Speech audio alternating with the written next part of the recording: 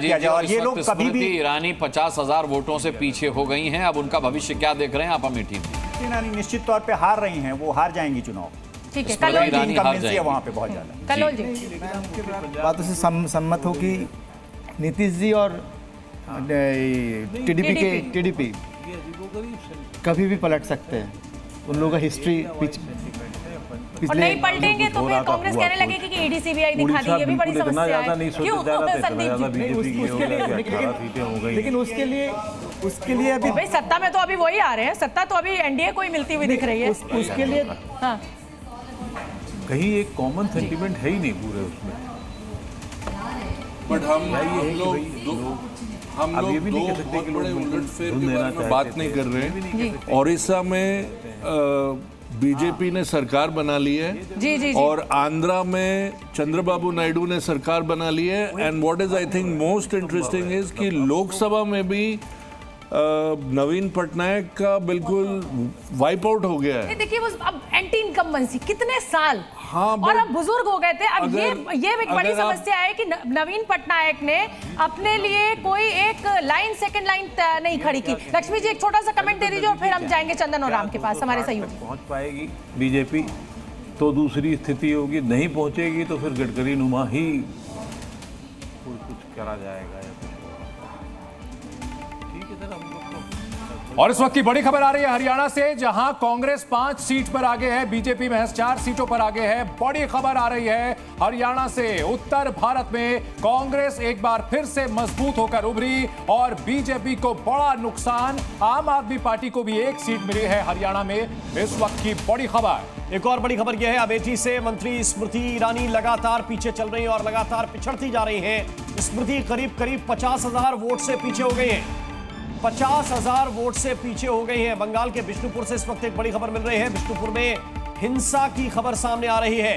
BJP और TMC में तनाव का माहौल है। बिष्णुपुर से इस वक्त तस्वीरें भी आपको दिखा रहे हैं। पश्चिम बंगाल, जहां पर चुनाव से पहले, चुनाव के दौरान और चुनाव के बाद हिंसा का कुख्यात इतिहास रहा है। तृणमूल कांग्रेस जो जबरदस्त जीत के साथ आती हुई दिख रही है, जबरदस्त तरीके से लोकसभा में सीटें हासिल की हैं। एक बार फिर से यहां पर बिष्णुपुर में अब बीजेपी और तृणमूल कांग्रेस के बीच घमासान होता हुआ नजर आ रहा है।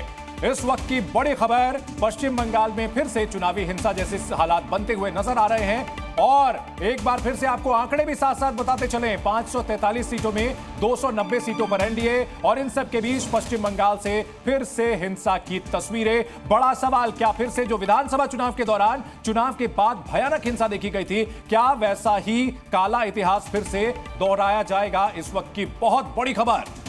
ये तस्वीरें भी दिखा रहे हैं और सीधे हम रुक कर रहे हैं अनुराग जी और शोभना जी का। बिल्कुल, और इस तरह की तस्वीरें हम आपको दिखाते रहेंगे। अब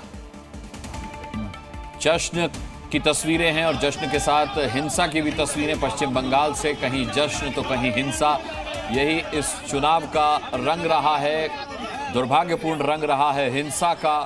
जीत का जश्न और उसका रंग भी इसमें मिला जुला दिखाई दे रहा है अब जबकि रुझान आने शुरू हो गए हैं। लेकिन एनडीए के लिए ये एक बहुत चिंताजनक खबर है कि उसका आंकड़ा लगातार घट रहा है। अब 290 हो गया है, 295 से। पिछले 45 मिनट के अंदर 5 सीटों का नुकसान उसे रुझानों में नजर आया है। इस वक्त की बड़ी खबर भी आ रही है, समाजवादी पार्टी और बीजेपी में जोरदार टक्कर है। उत्तर प्रदेश के अंदर अगर देखा जाए तो ये टक्कर नेक टू नेक वाली टक्कर है, और ये टक्कर इसीलिए भी समाजवादी पार्टी जीतती हुई नजर आ रही है क्योंकि 33 सीटों पर वो रुझान में आगे है और 37 सीटों पर भारतीय जनता पार्टी। अब देखिए, जिस के पास सिर्फ 6 सीटें थी, यानी समाजवादी पार्टी के पास 1 और कांग्रेस के पास, समाजवादी पार्टी के पास 5 और कांग्रेस के पास 1, अब वो गठबंधन जो है 37 सीटों पर बढ़त बनाए हुए है। 33 सीटों पर, माफ कीजिएगा, बढ़त बनाए हुए, और 37 सीटों पर बीजेपी आगे निकलती हुई दिखाई दे रही है। लेकिन बीजेपी के लिए ये एक बहुत बड़ा सेटबैक है। राम और चंदन का रुख करेंगे, बड़ी खबर है उनके पास।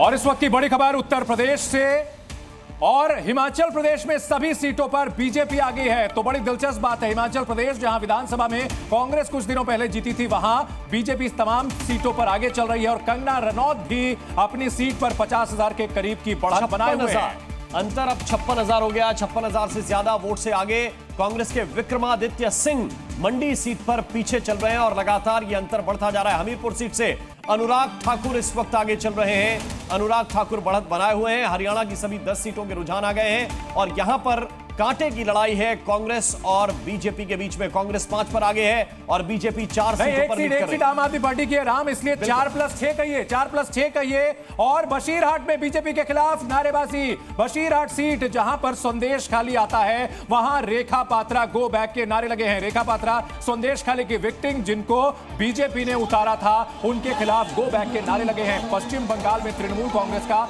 शानदार प्रदर्शन, 42 में से 32 सीटें जीतती हुई दिख रही है तृणमूल कांग्रेस, और वहां पर अब नारेबाजी, हिंसा का सिलसिला शुरू हो गया।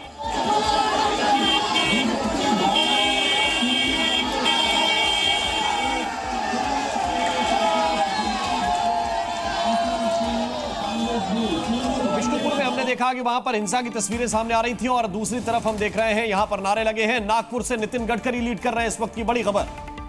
महाराष्ट्र के नागपुर से नितिन गडकरी लीड कर रहे हैं, 40,603 वोट से आगे हैं नितिन गडकरी। इस वक्त की बड़ी खबर, महाराष्ट्र जहां पर बीजेपी को भारी नुकसान हुआ है, एनडीए को प्रचंड नुकसान हुआ है, लेकिन नितिन गडकरी लीड कर रहे हैं, 40,000 वोट से आगे चल रहे हैं।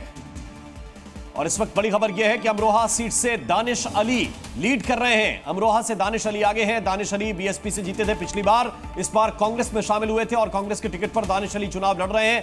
22,842 वोट से दानिश अली अमरोहा सीट से लीड कर रहे हैं। दानिश अली इस वक्त आगे चल रहे हैं। कांग्रेस पार्टी का प्रदर्शन भी चंदन ठीक रहा है। उत्तर प्रदेश में लगभग 9 सीटों पर इस वक्त उत्तर प्रदेश में जो टिकट बंटवारा किया है गठबंधन ने, बहुत ही चालाकी से किया है। बार बार टिकट भी बदला गया, लेकिन उसका फायदा दिख रहा है। और ये सहारनपुर का जरा आंकड़ा देख लीजिए, 74,000 वोट से बोटी बोटी को लेकर के इमरान मसूद आगे बढ़ गए हैं। 74,000 वोट, 74,000 वोट के अंतर से इस वक्त लीड कर रहे हैं और अभी भी काफी राउंड की काउंटिंग बाकी है और अभी लीड हो चुकी है 74,000।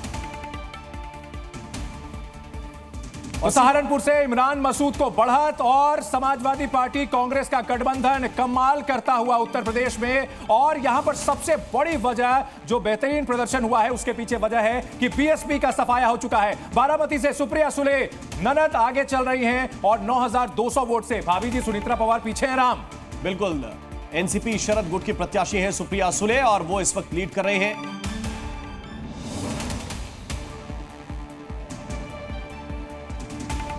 तो देखिए हरियाणा की सभी 10 सीटों पर बीजेपी, और अगर कांग्रेस की बात करें तो कांग्रेस 5 पर आगे चल रही है, बीजेपी 4 पर चल रही है। लेकिन जो बड़ी खबर मिल रही है वो सुप्रिया सुले को लेकर मिल रही है और मुझे लगता है कि सुप्रिया सुले को शरद पवार की बेटी होने का भी फायदा मिला है और एक वो अपनी एक अलग जमीन पर पकड़ रखती है। अजीत पवार की जो पत्नी है वो राजनीति में कभी रही नहीं है और इसी का नुकसान मुझे लगता है कुछ हो रहा है। सुप्रिया सुले आगे चल रही है।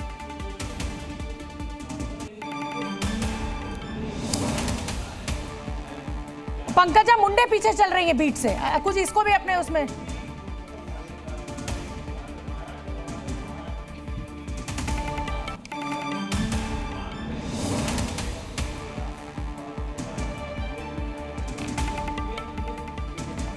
बिल्कुल अक्कू जी आपको रोकूंगी इस समय।